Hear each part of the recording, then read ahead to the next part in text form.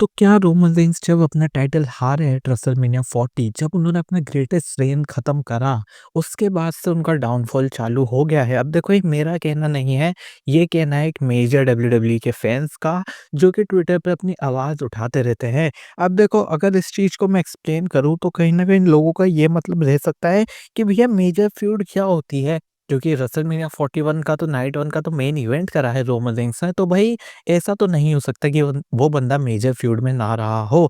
अब देखो अगर इसको थोड़ा-सा मैं ढंग से तुम्हें समझाने जाऊँ, तो तुम ऐसे समझो कि रेसलमेनिया 40 में जब रोमन रेंस अपना टाइटल हारा, उसके बाद उसका रिटर्न होता है डायरेक्ट समरस्लैम में, जहाँ वो सोलो सिकोआ को टेक डाउन करता है, बाहर करता है, उसको मारता है, उसके बाद उसकी फ्यूड चलती है सोलो सिकोआ से।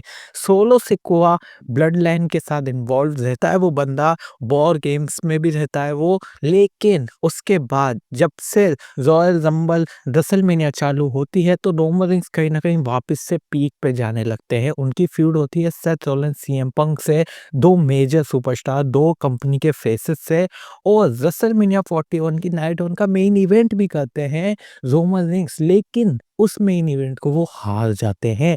उसके बाद हम देखते हैं कि भैया उनकी जो फ्यूड है वो कहीं न कहीं इन्वॉल्व है सेथ रॉलिन्स की द विजन के अराउंड, और सबसे दुःख बात ये है, सबसे बेकार बात ये है कि अभी तक उनका एक भी मैच ना तो सेथ रॉलिन्स से हुआ है, ना प्रॉन ब्रेकर से हुआ है। कहीं न कहीं देखा जाए तो द विजन का जो सबसे वीक बंदा है, ब्रॉन्सन रीड, उस बंदे के अराउंड ही इवॉल्व कर रही है कहीं न कहीं रोमन रेंस की स्टोरी, और ये चीज़ फैन्स को कहीं न कहीं पसंद नहीं आ रही है। फैन्स का कहना है कि भैया रोमन रेंस जैसा बंदा तो मेन इवेंट में होना डिज़र्व करता है हर शो के, और तुम उसे ब्रॉन्सन रीड से बार-बार लड़वाए जा रहे हो। कई बार तुमने हरवाया भी है, उसको इतना ज़्यादा पिटते हुए भी दिखाया है, रोमन रेंस को बाहर करवा दिया है, लेकिन अभी तक हमने वो पीक रोमन रेंस दोबारा नहीं देखा है।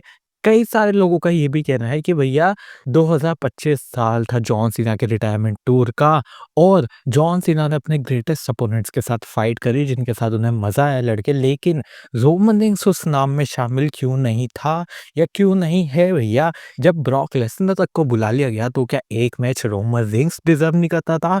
अब कई सारे सवाल उठ सकते हैं इस पे कि भाई क्या सही में ये डाउनफॉल है रोमन रेंस का जब से उन्होंने चैंपियनशिप हारी है? अब इस पे कई लोगों के अलग-अलग ओपिनियन हो सकते हैं।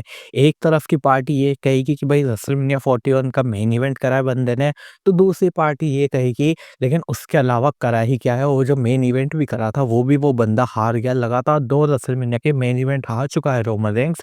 ऐसा हुआ नहीं, अब हो चुका है, तो काफ़ी ज़्यादा हैरान करने वाली बात तो है। बाकी तुम बताओ, तुम्हें क्या लगता है क्या सही में रोमन रेंस का डाउनफॉल चालू हो गया था रेसलमेनिया 40 में टाइटल हारने के बाद, या तुम्हें लगता है कि ये डाउनफॉल नहीं है, ये वैसा ही चल रहा है जैसे पहले चल रहा था? मेरे थॉट्स बताऊँ तो मुझे ऐसा कहीं न कहीं लगता है कि हाँ, थोड़ी बहुत तो गिरावट आई है रोमन रेंस के कैरेक्टर वगैरह में।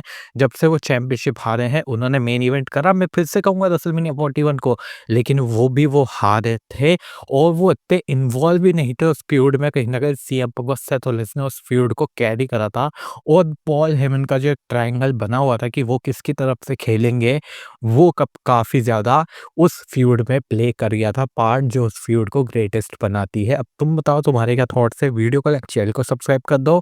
मैं तुमसे मिलता हूँ अगले वीडियो में। अगर तुम्हें इस टाइप की वीडियोस पसंद हो तो जल्दी कमेंट में बता देना, और हाँ, चैनल को सब्सक्राइब जल्दी कर दो, 2000 सब्सक्राइबर जल्दी करा दो।